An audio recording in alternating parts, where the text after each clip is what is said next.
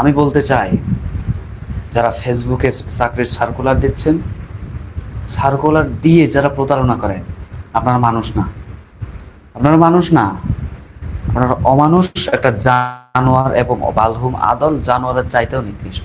কারণ একটা জানোয়ার একটা মানুষের সাথে এত নিকৃষ্ট আচরণ করতে পারে না।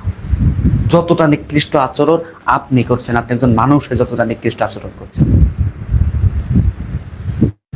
আজকে আপনি প্রতারিত হচ্ছি, আমার আপনার পেটের দায়।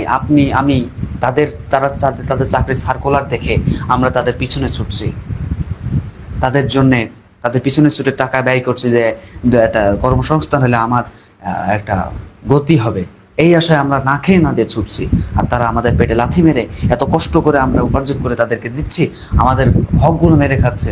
এরা মানুষ নয়, এরা টাটকা, মানে পিতৃ পরিচয়হীন জারদ সন্তান। আমি যেটা মনে হয়।